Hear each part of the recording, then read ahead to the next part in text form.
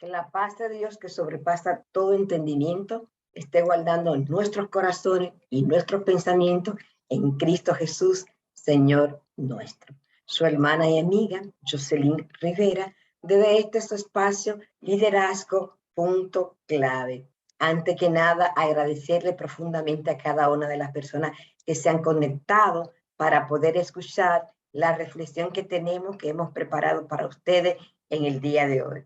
Es nuestra oración que Dios esté utilizando estas reflexiones para edificar sus vidas, para bendecir su ministerio y para ensanchar el reino de Dios aquí en la tierra. En esta oportunidad, el tema es llamado a ser agente de cambio. ¿Y qué significa esto? ¿Cuáles serían esas evidencias que tenemos en la palabra de Dios de que nosotros hemos sido llamados a ser parte del cambio que Dios quiere ver en nuestras comunidades, que Dios quiere ver en nuestra sociedad? Es importante saber lo siguiente. Muchas veces nos sentimos insuficientes, muchas veces pensamos que no tenemos la fuerza, ni la cualidad, ni los méritos que necesitamos para ser amados y ser aceptados de parte de Dios. Le tenemos una gran noticia y esta consiste en que Dios nos ama tanto que aún nos acepta tal cual como nosotros somos, pero nos ama tanto que Él quiere acompañarnos en ese proceso de cambio, en ese proceso de transformación que primeramente necesitamos permitir que el Espíritu Santo haga en nuestras vidas, para entonces y solo entonces estar en la capacidad de poder acompañar a otros, de poder acompañar a nuestras comunidades a esa transformación que tanto necesitamos. De alguna manera, hay una gran necesidad en el corazón de cada ser humano. Todos nosotros deseamos ser amados, todos y todas deseamos ser aceptadas, deseamos desarrollar ese sentido de pertenencia y somos amados y aceptados.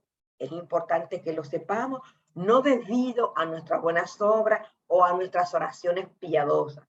Sencillamente, somos aceptados y amados de parte de Dios porque el Dios del amor nos ha ofrecido una nueva vida en Cristo Jesús. Entonces, cuando lleguen esos pensamientos negativos, cuando lleguen esas expresiones que denotan algún tipo de falta de un concepto apropiado de nosotros mismos, de falta de autoestima, es siempre importante que nosotros entendamos que no hemos sido amados por nuestros méritos, no hemos sido amados por nuestras buenas obras, sino que justamente Dios nos ha amado justamente por ese amor que demostró a través de su Hijo Jesucristo y porque hemos sido aceptados a través del sacrificio de Jesús. Y esto es muy importante que lo tengamos muy pendiente. A pesar de lo maravilloso de ser aceptado de parte de Dios, nuestro espíritu desea algo más. ¿Qué desea nuestro espíritu? Nuestro espíritu quiere ver cambio justamente en la sociedad en la que vivimos. Nuestro espíritu quiere que las realidades que se viven en nuestras comunidades, en nuestras sociedades, sean realidades completamente diferentes a las que estamos viendo cada día. Queremos que nuestro mundo sea un lugar mejor, donde no exista tanta injusticia, donde no exista tanta pobreza, donde no exista tanta competencia, donde no exista tanta maldad, donde no exista tanto daño en contra del prójimo. Todos nosotros como personas, como creyentes, como personas que hemos sido redimidas y cambiadas y transformadas por la sangre de Jesucristo, anhelamos que el mundo en que nos ha tocado vivir sea un mundo mejor. Definitivamente, las circunstancias que paralizan a las personas en el sufrimiento innecesario y las injusticias heredadas deben ser vencidas. Estas circunstancias de sufrimiento, de impotencia, de frustración, de desigualdad, de desamor, tienen necesariamente que ser superadas.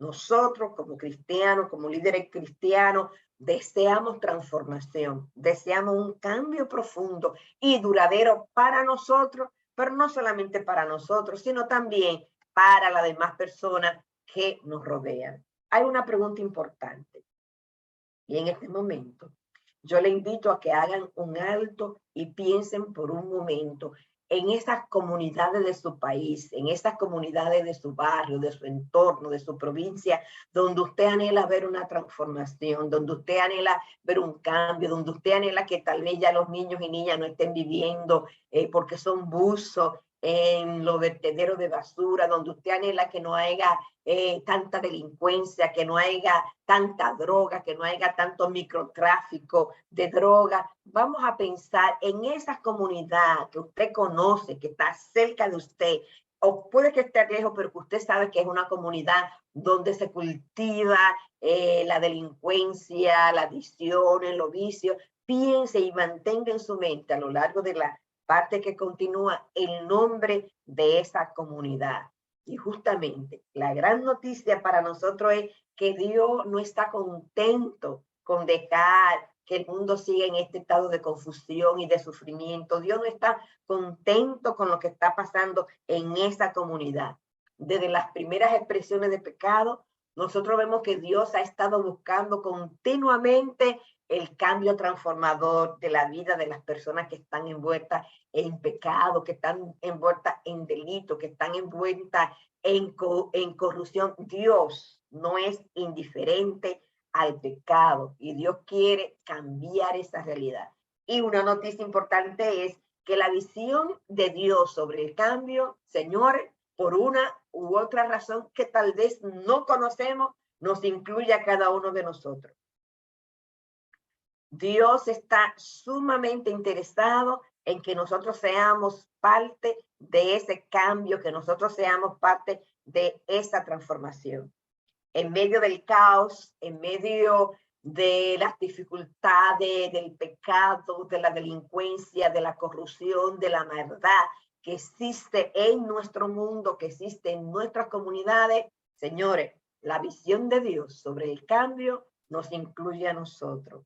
Qué interesante es nosotros darnos cuenta que muchísimas veces nosotros oramos, ¿verdad? Pidiendo a Dios que transforme a alguien, que transforme una comunidad, que traiga una transformación radical a esta comunidad. Y muchísimas veces, justamente, nosotros somos la respuesta a esas oraciones. Y la visión de Dios para promover ese cambio con el que usted sueña, verlo en su barrio, en su comunidad, nos incluye a nosotros. Y de manera muy particular, lo incluye a usted. ¿Y por qué decimos esto? Sencillamente porque estamos plenamente convencidos y las escrituras, el Nuevo Testamento sobre todo, nos habla de cuál es la estrategia que Dios ha utilizado. Y la estrategia de Dios para el cambio es lanzar al mundo, lanzarnos a nosotros como agentes de cambio. Real y efectivamente, a veces creemos que nuestra misión simplemente está en ir a la iglesia los domingos, en gozarnos con el grupo de adoración, en decir este mensaje estuvo muy bueno. Nos despedimos felices y contentos hasta el siguiente domingo. Pero la estrategia que Dios ha diseñado va mucho más allá. Y Él quiere lanzarnos a nosotros como agente de cambio frente a esa sociedad que muere, frente a esa niñez que sufre, frente a esos oprimidos que están sufriendo de tanta carencia, de tanta injusticia. Nosotros somos parte de esa estrategia que Dios ha diseñado para transformar esa realidad. Nuestro llamado, señores, nuestra comisión es ser fortalecido por Dios, es ser fortalecido por Dios. Nuestro llamado, nuestra misión, nuestro llamado, nuestra comisión como creyente, como cristiano, es ser fortalecido por Dios para ser agente de cambio frente a un mundo que perece en medio de tanto sufrimiento. Sencillamente, Jesús esto claramente lo expresó en sus últimas palabras que registra el Evangelio según San Mateo. Para Dios, nada de lo humano está fuera de su interés. Todas las dimensiones de nosotros, los seres humanos, están bajo el interés de Dios. Los pobres, los presos, los ciegos, los oprimidos, los adictos, los delincuentes, los corruptos, los adúlteros. todos en sentido general están amados por Dios. Todo. Dios nos ama a todos de la misma manera. Y justamente Dios nos está haciendo una invitación para que nosotros seamos agentes de cambio frente a esta terrible realidad. Los pobres, los presos, los ciegos, los oprimidos, todo lo demás, cada cual con sus miserias, con sus sufrimientos, son invitados a la mesa del reino, donde hay abundancia de gracia para todos. No importa lo profundo que un ser humano haya caído en el pecado, él está siendo invitado de parte de Dios a disfrutar de la mesa del reino de Dios. Y Dios quiere alcanzarlo con su gracia. Y Dios ha determinado que nosotros seamos esos instrumentos que estemos invitando a los invisibles, a los oprimidos, a los que están siendo violentados, a la mesa de su reino. Y esto lo vemos evidenciado en el Evangelio según San Mateo, justamente Mateo 25, del 31 al 40. Dice de la siguiente manera: cuando el Hijo del Hombre venga en su gloria, con todos sus ángeles, se sentará en su trono glorioso. Todas las naciones se reunirán delante de él, y él separará a unos de los otros, como separa el pastor las ovejas de las cabras. Pondrá las ovejas a su derecha y las cabras a su izquierda. Entonces dirá el rey a los que están a su derecha: vengan ustedes, a quienes mi Padre ha bendecido, reciban la herencia, el reino preparado para ustedes desde la fundación del mundo. Porque tuve hambre y ustedes me dieron de comer. Tuve sed y me dieron de beber. Fui forastero y me dieron alojamiento. Necesité ropa y me vistieron. Estuve enfermo y me atendieron. Estuve en la cárcel y me visitaron. Y le contestarán los justos: Señor, ¿cuándo te vimos hambriento y te alimentamos? ¿O sediento y te dimos de beber? ¿Cuándo te vimos como forastero y te dimos alojamiento? ¿O necesitado de ropa y te vestimos? ¿Te vimos enfermo o en la cárcel y te visitamos? El rey le responderá sencillamente: cuando lo hicieron por uno de mis hermanos, aún por el más pequeño, lo hicieron por mí. Luego dirá a los que están a la izquierda: apártense de mí, malditos, al fuego eterno, preparado para el diablo y sus ángeles. Porque tuve hambre y ustedes me dieron y no me dieron nada de comer. Tuve sed y no me dieron nada de beber. Fui forastero y no me dieron alojamiento. Necesité ropa y no me vistieron. Estuve enfermo y en la cárcel y no me atendieron. Como creyente, cada día nosotros debemos analizar nuestras vidas a la luz de este pasaje de Mateo. ¿Nosotros realmente estamos respondiendo a este llamado? ¿No estamos comportando a la altura que Dios quiere que lo hagamos? ¿O simplemente no estamos sintiendo completamente pleno y satisfecho con el simple hecho de asistir a la iglesia y de permanecer en las cuatro paredes, adorando mientras el mundo sigue sufriendo tantas necesidades? Cuando estemos delante del trono del Señor, ¿estaremos a la derecha o estaremos a la izquierda? Justamente Dios se manifiesta y se revela a nosotros a través de los oprimidos, a través de los enfermos, a través de los migrantes, a través de los presos. ¿Estamos nosotros real y efectivamente viendo a Jesús en el rostro de los que sufren? ¿O todo lo contrario? Nos sentimos tan seguros de nuestra salvación, Nos sentimos tan seguros de que estamos obedeciendo al Señor y entendemos que no necesitamos hacer nada más. Esta es la pregunta de este día. ¿Estamos siendo nosotros agentes de transformación?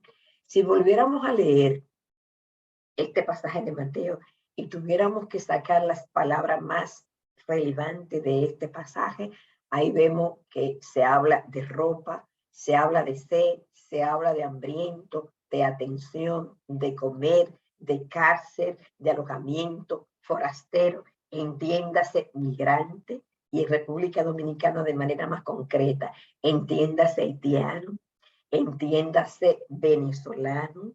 Pero ¿cómo estamos nosotros tratando a los extranjeros? ¿Cómo estamos tratando a los haitianos? Se habla de sedientos, se habla de necesitados, se habla de personas hambrientas que están pasando hambre, se habla de visitar. Estas palabras, estas acciones son parte importante de nuestro diario vivir, o por el contrario, son completamente desconocidas en nuestra conducta diaria, o se reflejan en nuestra conducta diaria.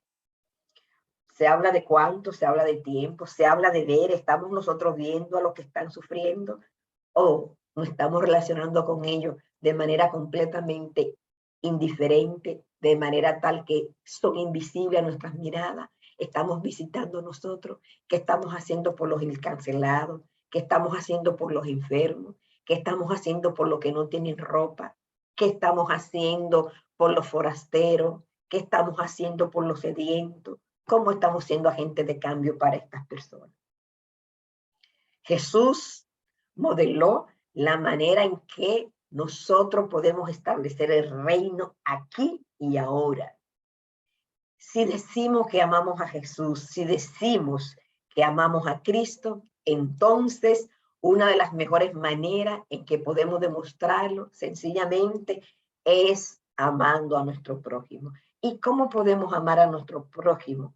Si aprendemos a ver a Jesús en el rostro y en la vida de nuestro prójimo.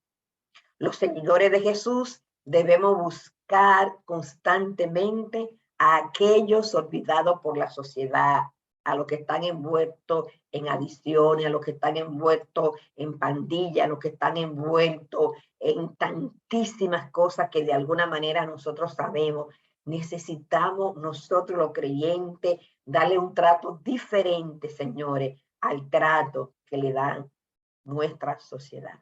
Hay algunas preguntas clave que queremos dejarle antes de finalizar.